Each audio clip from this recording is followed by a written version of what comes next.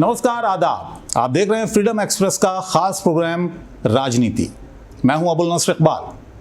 Congress party में इस वक्त लीडरशिप के सवाल पर काफी घमासान मचा हुआ है।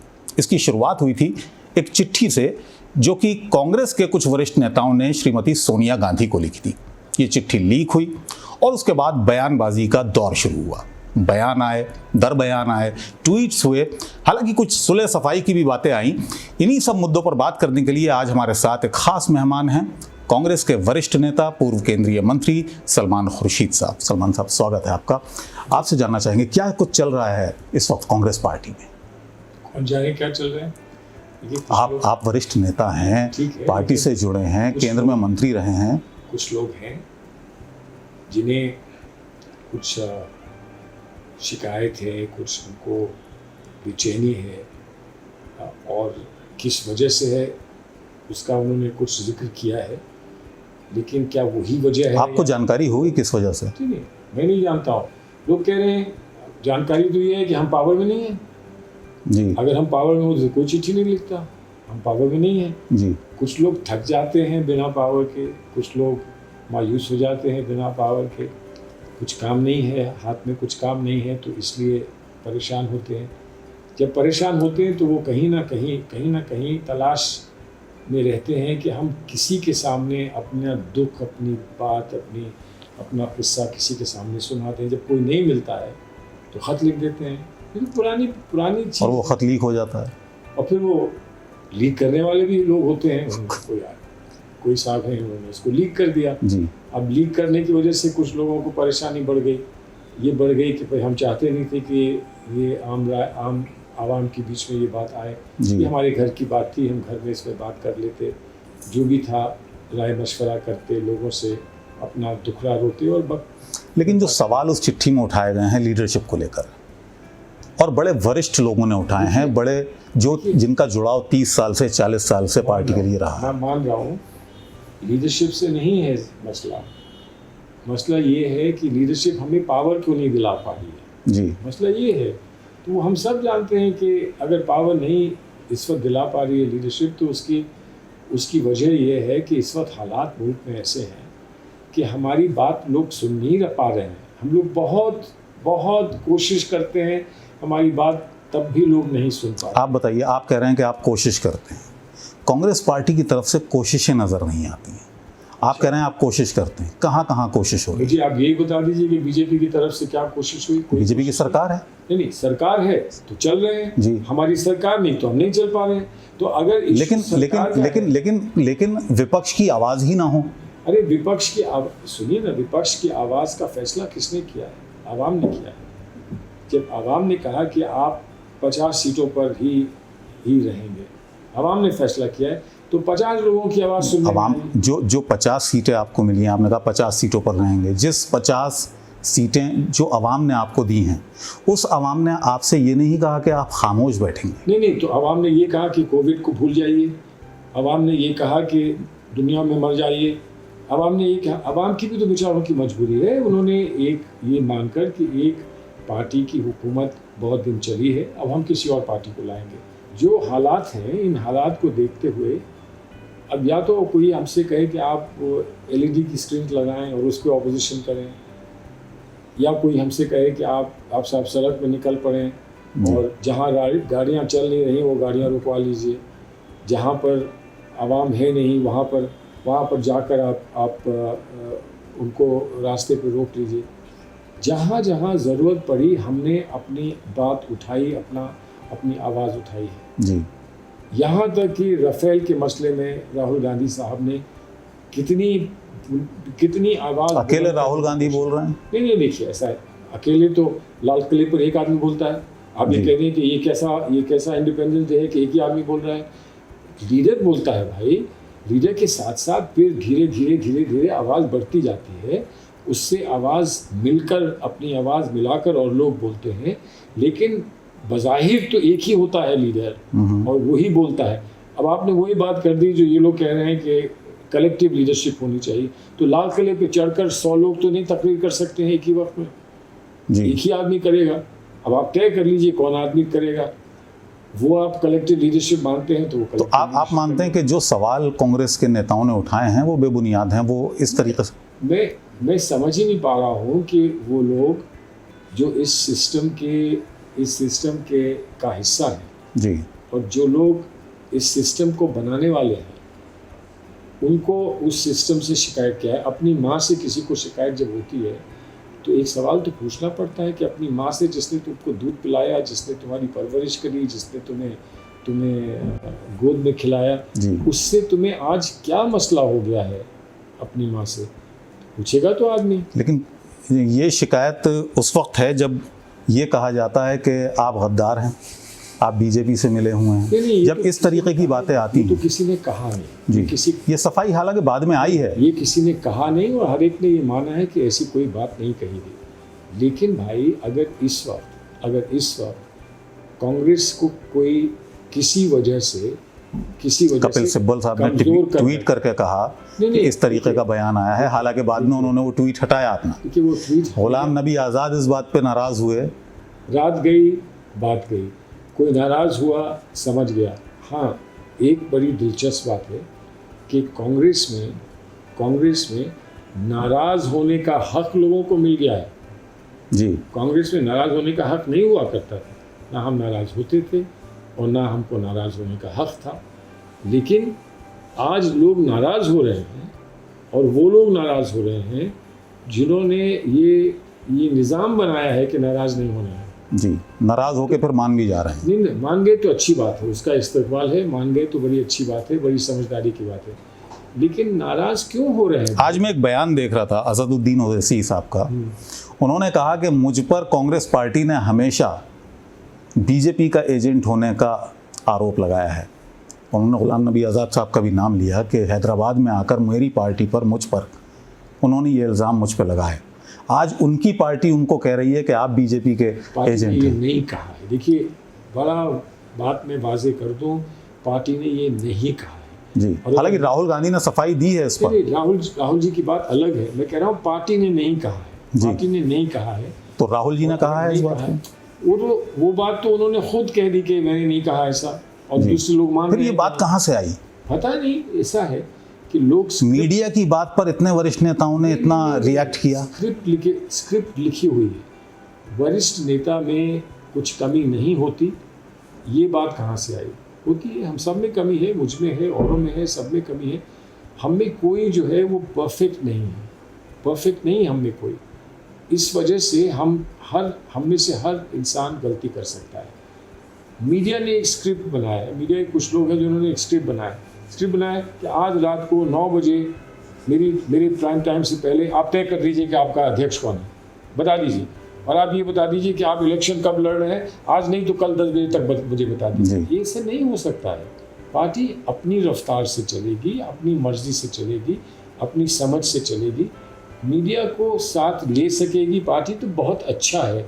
और डेमोक्रेसी में, एक जमहूरियत में मीडिया की बड़ी अहमियत होती है, और मीडिया को साथ रखना हमारे लिए एक फ़र्ज़ बनता है और हमारे लिए एक फ़ायदेमंद चीज़ होगी। लेकिन अगर मीडिया तय कर ले कि हम नहीं साथ चलेंगे। आपको क्या लगता है, मीडिया आपके साथ आ रहा है, नहीं आ रहा है? आना चाहिए। बहुत जगह तो मीडिया हमारे साथ नहीं है जी। और मैं इस बात को वाजे कर, मेन स्ट्रीम मीडिया की बात कर रहा हूं। मैं उसको वाजे कर दूं कि जहां मीडिया हमारे साथ नहीं है, उनको हमारे साथ ना होने की कोई वजह नहीं है, कोई जायज़ वजह नहीं है हमारे साथ ना होने की। अब वो हमारे साथ नहीं है तो वो एक हकीकत की बात है, उसको सामने रखते हुए हमें अपना काम करना है, करेंगे। चलिए, एक चीज़ जो विपक्ष पर ये आरोप लग रहे हैं, और जैसा कि आपने कहा मीडिया ने एक माहौल बनाया है कि विपक्ष की आवाज़ सुनाई नहीं दे रही है कहीं पर भी, उसकी वजह क्या है? नहीं, कोई सुनना नहीं चाह रहा है। कौन? लोग सुनना नहीं चाह रहे हैं, आवाम सुनना नहीं चाह रहे? अगर लोग हमारी आवाज़ सुन लेते जी तो हंगामा हो जाता है इस मुल्क में। जैसे नहीं सुन रहे लोग, अगर नहीं सुन रहे नहीं सुन रहे। क्यों नहीं सुन रहे? हमारी आवाज़ क्यों? अब ये तो अपीलिंग नहीं है आपकी आवाज़? नहीं, अपील सुनिए ना, ये तो आपको आवाम पे जाकर पता करना पड़ेगा कि क्यों नहीं सुन रहे। नहीं, ये हमारा मेरा फर्ज- काम नहीं, ये तो अरे, आपका काम है सर। माफ करें ये तो आपका नेताओं का काम है, कांग्रेस नहीं, पार्टी का काम है ये तो, यही बड़ी गलत कि आखिर कहाँ हमसे गलती हो रही यही है। आपको गलतफहमी है, यही आपको गलतफहमी है कि सारी जिम्मेदारी कांग्रेस पार्टी को डाल दी। कांग्रेस पार्टी अपना काम करेगी, हमको ये पता करना है कि कोई हमारी बात नहीं समझ रहा तो क्यों नहीं समझ रहा, वो हम करेंगे। लेकिन आप मत ये सारी जिम्मेदारी हम पे डाल दीजिए, वो कहे कि हमें कुछ नहीं करना है। नहीं, हम अपनी जिम्मेदारी नहीं डाल रहे हैं। आप भी पूछिए कि आप ये बात कांग्रेस की, या तो कहिए कि कांग्रेस बेहुदा बात कह रही है, या फिर कहिए कांग्रेस समझदारी की बात कह रही है। तुम लोग क्यों नहीं सुनते हो, क्यों नहीं समझते हो? तो हम पे आरोप लगने लगेगा नहीं कि हम कांग्रेस के इशारे पर काम कर रहे अगर हैं। आप नहीं, आप कांग्रेस के इशारे पे नहीं, आप ये नहीं कहेंगे कांग्रेस बहुत अच्छी है, आप सिर्फ ये कहेंगे कि आप कांग्रेस की बात क्यों नहीं सुन रहे हो। अगर वो आपको जायज़ जवाब दे दें और कहें कि हमारे हक की बात दे कहें और ये कहें कि ये वजह है हम क्यों नहीं उनकी बात सुन रहे हैं, ये वजह है, तो फिर आप उससे अगला जब सवाल पूछें। क्या क्या इश्यूज हैं सर, ये बताइएगा आप मुझे। जैसे हाँ। गवर्नमेंट चल रही है, जी, सरकार चल रही है, अपनी रफ्तार से चल रही है, और क्या क्या मुद्दे ऐसे हैं जो लोग नहीं समझ पा रहे हैं, कहाँ कहाँ कमियां सरकार में हैं? जी, मौजूदा सरकार समझ में। पा रहे हैं। अच्छा, यहाँ पर आपने लाखों लोगों को सड़क पर पैदल अपने घरों को, प्रवासी मजदूरों को, हाँ, सैकड़ों मील दूर भिजवा दिया, किसी ने शिकायत नहीं करी। नहीं, मीडिया ने दिखाया। नहीं, कितना दिखाया, कितना बताया, शिकायत किसी ने नहीं की। इतना दबाव नहीं पड़ा सरकार पे कि सरकार कहती कि हम एक नया कानून बना रहे हैं, ऐसा अब कभी नहीं होगा। सरकार ने ऐसा नहीं कहा, बिल्कुल नहीं कहा। उसके बाद लॉकडाउन रहा, आज भी कितने लोग बेरोजगार हो गए हैं लॉकडाउन की वजह से। जी, ठीक है, कोई कुछ नहीं कह रहा है। हम उस बात को कहते हैं, दोहराते हैं, बार बार कहते हैं, क्या होगा इन लोगों का, क्या होगा जो बेरोजगार हो गए हैं, कोई नहीं सुन रहा है, नहीं सुन रहा है। जी, अच्छा, उसके बाद इंडस्ट्री जो है ठप है, सब जानते हैं कि इंडस्ट्री ठप है। प्राइम मिनिस्टर कहते हैं कि हमारी इंडस्ट्री जो है वारे न्यारे कर रही है, बहुत अच्छी चल रही है, और अब तो हम पूरी दुनिया के सामने सामान पहुंचाएंगे, पूरी दुनिया को। कोई नहीं सुन रहा है। हम कह रहे हैं कि हमारी ज़मीन पर चीन आकर काबिज हो गया। जी, काबिज हुआ कि नहीं हुआ उसकी हुज्जत कर लीजिए, लेकिन 20 नौजवान हमारे उसमें मारे गए, शहीद हो गए, कोई नहीं सुन रहा है। इतनी बात क्यों है इतनी खामोशी? अरे इसीलिए मैं कह रहा हूँ कि जितना हमारा ये हक और फ़र्ज़ है, उतना आपका भी हक और फ़र्ज़ है कि आप पता करें कि आखिर इस मुल्क को क्या हुआ है कि चीन के साथ जो हालात हुए और जिस तरह से हमारे लोग शहीद हुए, उस पर किसी ने कोई बात नहीं कही आवाम में से। आपको क्या लगता है? चलिए हम खोज करेंगे, आप कह रहे हैं हम तो कर रहे हैं। लेकिन आपको एक पॉलिटिकल पार्टी के तौर पर आपको क्या लगता है? अगर मैं आज इसका जवाब बता सकता होता तो मैं यहाँ क्यों बैठा होता, इंटरव्यू दे रहा होता, मैं जाके अपनी पार्टी को आगे बढ़ा रहा होता। जी, लेकिन हाँ, हमारी पार्टी को इस पर गौर करने की ज़रूरत है, हम कर रहे हैं, हम समझने की कोशिश कर रहे हैं। कभी कभी हिस्ट्री में ये होता है, तारीख में ऐसा होता है कि लोग जानते हुए खुली आंख पर और खुले कान पर गलत फैसले लेना शुरू कर देते हैं। जी, उसकी क्या भी वजह हो, किसी ने कोई भुट्टी पिलाई हो, किसी ने आपको कोई ख्वाब दिखाया हो, किसी ने आपकी कोई दुखती रग पकड़ी हो, किसी ने आपको किसी गलत फहमी में मुब्तला करा हो, तो कोई ना कोई ऐसी बात होती है जिसकी वजह से जो लोगों को रिएक्शन देना चाहिए वो नहीं दे पाते हैं, नहीं देते हैं। फिर एक दिन ऐसा आता है कि लोग समझते हैं कि अब आवाम जो है उसने सरेंडर कर दिया है, उसने हथियार डाल दिए हैं। जी, इलेक्शन आता है और एक बलबला और एक बहुत बड़ा रेवोल्यूशन जी, और हंगामा होता है। हंगामा हो जाता है और लोग कहते हैं ये क्या हो गया, ये तो पता ही नहीं था, ये तो देखा ही नहीं था। अब जब हम ये बात कहते हैं तो बहुत सारे लोग कहते हैं तो फिर आप बैठे रहिए हाथ पे हाथ धरे जी, कि कुछ होगा और हवा खुद बढ़ जाएगी। ऐसा नहीं है, हाथ पे हाथ धरे रहने की बात नहीं है। हमसे जो मुमकिन है वो हम कर रहे हैं। हालात बहुत अच्छे नहीं हैं, बहुत बुरे हालात हैं, लेकिन उनमें हमसे जो मुमकिन है वो हम कर रहे हैं। हमारा लीडर बोलता है तो आप बोलते हैं, सिर्फ एक ही बोल रहा है। हम फेसबुक पे जाते हैं तो आप कहते हैं फेसबुक पे लड़ाइयाँ नहीं होती हैं। हम सड़क पे उतरते हैं तो कहते हैं अब सड़क पे कब तक लड़ोगे, कोई देश को एक नया वो दो, एक नई तस्वीर बना के दो। हम नई तस्वीर बनाने लगते हैं तो कहने लगे ये तो आपको मुंगेरी लाल के हसीन सपने दिख रहे हैं। तो आप कौन कहता है ये? कौन? अरे वही कहता है जो रोज टेलीविजन पे दिखता है, वही कहता है, जिसके पास मीडिया है, चैनल है, पैसे हैं, वही कहता है और उसको हर एक सुनते हैं। अब उसकी बात लोग सचमुच मान रहे हैं या उसको भी तो काउंटर करने के लिए इतनी बड़ी पॉलिटिकल पार्टी ने कुछ सोचा होगा। मैं आपसे बैठा यहाँ बात कर रहा हूँ, अब इसको आप अपनी अगर अहमियत ना समझें तो मैं कैसे अब आपको समझाऊंगा। आवाम को समझाने की बात कह रहे हैं, खुद मेरी बात समझ नहीं रहे। जी। मैं आपसे इसलिए बात कर रहा हूँ कि मैं आपकी अहमियत समझता हूँ। मैं आप जो यहाँ से पैगाम देंगे, जैसा भी देंगे, मेरी बात की हिमायत करेंगे या मेरी बात की मुखालफत करेंगे, जो भी आप आगे पैगाम देंगे, मैं उसकी अहमियत जमहूरियत में समझता हूँ, इसलिए मैं आपसे बात कर रहा हूँ। जी चलिए, आपकी बात लोगों तक पहुँचेगी, लोग इस पैगाम को कहाँ तक लेंगे ये हम लोगों पर छोड़ देते हैं। राजनीति के अलावा एक और मुद्दे पर आते हैं। आप देश के बड़े वकील हैं। प्रशांत भूषण का जो मामला है वो बड़ा सुर्खियों में है और जिस तरीके से वो अडिग हैं अपने फैसले पर, इस पूरे मामले को कैसे देखते हैं? क्या ये वाकई अवमानना का मामला जो है? देखिए, ये मेरे लिए बहुत तकलीफदेह और एक बहुत मुश्किल सवाल है। इसलिए जिन लोगों ने अपनी राय जो है वो आवाम के सामने रखी है या राय जाहिर की है, उनमें से बहुत सारे लोग हैं जो प्रशांत भूषण की मुखालफत करते हैं और समझते हैं, कहते हैं। बहुत कम लोग हैं, लेकिन मैंने सुना है कि 300-400 जितने लोग हैं उन्होंने एक खत लिखा है चीफ जस्टिस को कि आप इस कोर्ट को ऐसे लोगों से महफूज रखिए, इन लोगों से बचाइए, इनकी नीयत ख़राब है। ऐसे लोग हैं कहने वाले, शायद उनका वजूद को बहुत ज़्यादा ना हो, लेकिन ऐसे बात कहने वाले लोग, बहुत सारे लोग हैं जिन्होंने हिमायत की है प्रशांत भूषण की। उसमें बहुत सारे रिटायर्ड जजेस भी हैं जिन्होंने कहा कि भाई प्रशांत भूषण के साथ जो हो रहा है वो गलत है, ये उन्होंने कहा है। मुझे नहीं मालूम कि किसी ने ये कहा हो कि प्रशांत भूषण ने जो कहा है वो सही है। जी, ये मैंने नहीं वो तो कोर्ट में है। मैं शायद नहीं, ऐसा किसी ने शायद नहीं। उन्होंने 2 ट्वीट किए थे, आपको भी जानकारी होगी। और जो पहले उन्होंने बातें कही, उन्होंने जो भी किया उसमें बड़ी हिम्मत उन्होंने दिखाई है, इसमें 2 राय नहीं है।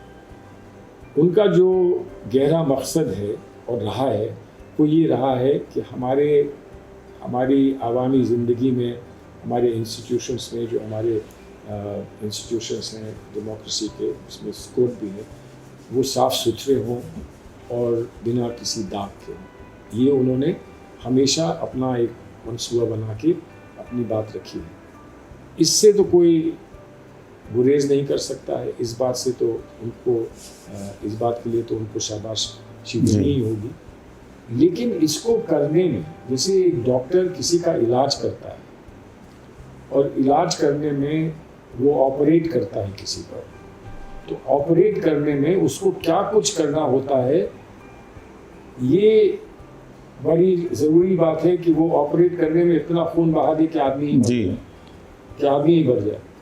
तो इसलिए डॉक्टर को ट्रेन करा जाता है और डॉक्टर से तवक्को की जाती है कि वो ऑपरेट करेगा तो ऐसे हालात में करेगा कि खून के बहने से या बेहोश होने से आदमी मर नहीं जाएगा। तो मैं समझता हूँ कि हमारे जो इंस्टीट्यूशन, सोशल इंस्टीट्यूशंस हैं, उनका भी इलाज करने में इस बात का ज़रा सा ख्याल रखना चाहिए कि कहीं वो मर ना जाए, वो अच्छे ना हो, उनमें बहुत कमी हो, उनमें बहुत कमज़ोरी हो, उनमें दाग हो, उन पे सवालिया निशान हो, लेकिन उनका इलाज करने में हम कहीं उनको हमेशा के लिए सुला ना दें, ये एक बड़ा सवाल है। तो इस पर अगर गुफ्तगू ऐसे हालात में हो जिसमें तू मैं ना हो, आप किसी को चोर और डाकू और बदमाश और ये सब ना कहें, चाहे वो सुप्रीम कोर्ट हो या आप और हम हो। जिस तरह से लोग आज गुफ्तगू करते हैं इस मुल्क में कि आप चले जाइए पाकिस्तान, अरे आप चले जाइए, आप देशद्रोही हैं, उनके जिस आदमी के साथ ऐसा होता है उस पर इस माहौल का फायदा मिला है भारतीय जनता पार्टी को। तो माहौल उन्होंने बनाया है। हाँ, मैं वही पूछ फायदा रहा क्या मिला? ये माहौल उन्होंने बनाया है और इस माहौल से लड़ना है।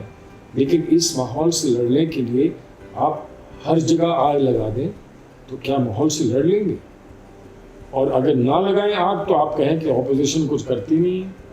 जी। चलिए एक सवाल और सर के, और वो सवाल पूरी तरह से पॉलिटिकल भी नहीं है, ना ठीक सोशल भी कह सकते हैं आप जी उसको। जी जिस तरह से सरकार बहुत सारे बिल लाई, कानून बनाए, CA NRC हो या 3 तलाक हो, 370 का मामला हो, क्या आपको लगता है कि जो मुस्लिम आबादी है मुल्क की सबसे बड़ी माइनॉरिटी, वो एक डिस्कम्फर्ट में है, जहनी तौर पर परेशान है? आप मुझसे एक बहुत बहुत बहुत गहरा और बड़ा तकलीफदेह सवाल आप मुझसे पूछ रहे हैं। आप किसी भी आवाम में किसी भी मुसलमान से ये पूछें कि आप ठीक ठाक हैं, आप अच्छे हैं, आप खुश हैं, मुतमईन हैं, तो उनसे क्या जवाब मिलेगा उसको मुझे उसका अंदाज़ा है। जवाब ये मिलेगा कि भाई हम तकलीफ़ में हैं, हम परेशान हैं, हम फिक्रमंद हैं, हम खौफज़दा हैं और हम कंफ्यूज्ड हैं। ऐसे जवाब मिलेंगे। और ऐसे भी जवाब मिलेंगे जब कोई कहेगा कि भाई हम तो चुप हो गए, तो हम कुछ कर नहीं सकते हैं, तो बेहतर ये है कि अपने काम से काम रखो और अपने को महफूज रखो, बस इसे यही बहुत है। ज़्यादा ना उम्मीद करो, ना ज़्यादा एस्पायर करो, ना तवक्को करो, कुछ मिलने वाला है। लेकिन प्रधानमंत्री जब कहते हैं सबका साथ सबका विकास, तो उसमें उम्मीद क्यों ना करें? नहीं तो करिए, कोई प्रॉब्लम थोड़ी है, उम्मीद करिए।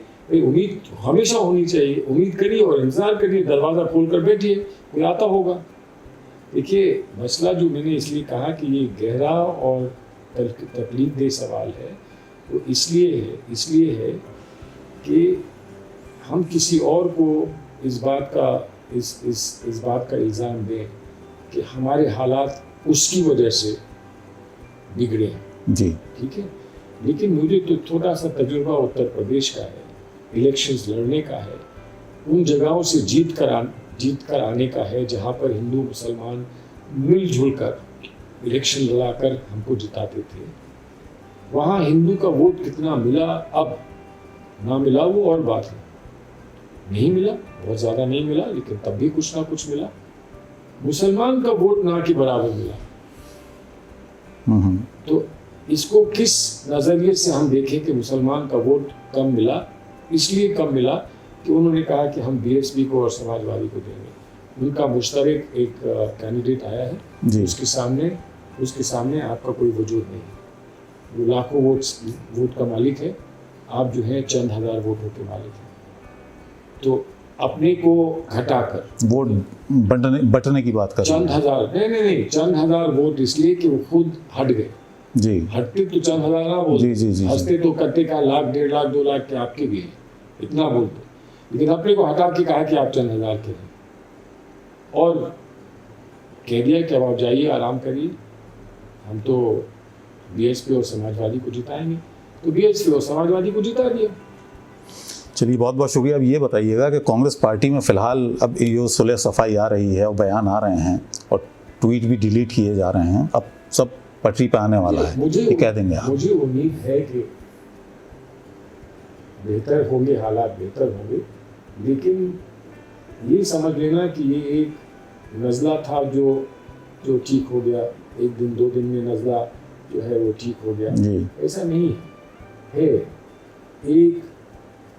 एक कहीं ना कहीं कुछ खराबी है, कुछ मसला है, लेकिन वो नहीं है जो सामने रखा गया है। जो मसला है वो ये है कि हम परेशान हैं और हम किसानी बिल्ली खंबा नोचे कि एक परेशान बिल्ली जो है वो खंबा देखा तो उसको नोच लिया। हम परेशान हैं, हम बिल्ली नहीं है, हम इंसान हैं। हम परेशान हैं, हम मुल्क के हालात पर परेशान हैं, हम अपनी हैसियत पर परेशान हैं, हम आगे क्या होने जा रहा है उसको सोचकर परेशान हैं।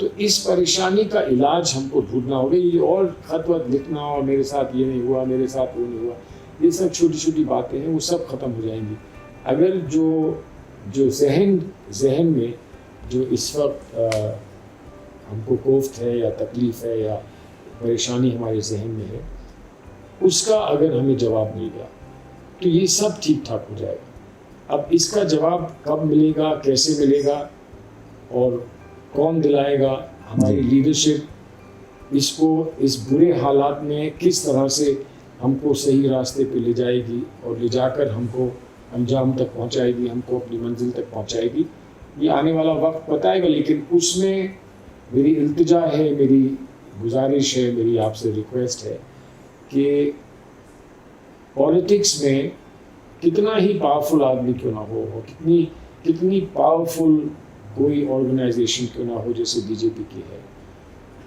वो भी बिना मीडिया के कुछ नहीं है जी। लेकिन उनको मीडिया मिल गया।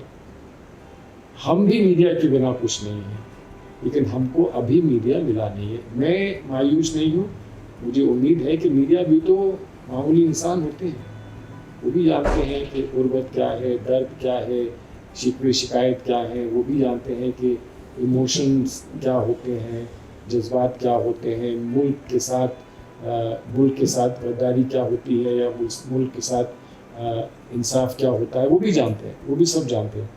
और जहां हम उम्मीद करते हैं कि आवाम का रुख बदलेगा, हालात का रुख बदलेगा, हवा का रुख बदलेगा, वहाँ हम उम्मीद करते हैं और हम कोशिश ये करेंगे कि मीडिया का रुख भी बदले। सिर्फ ये कहना कि मीडिया का मसला है इसलिए हम मीडिया से बात नहीं करते, ऐसा मैं समझता हूँ वो शायद जायज़ नहीं होगा।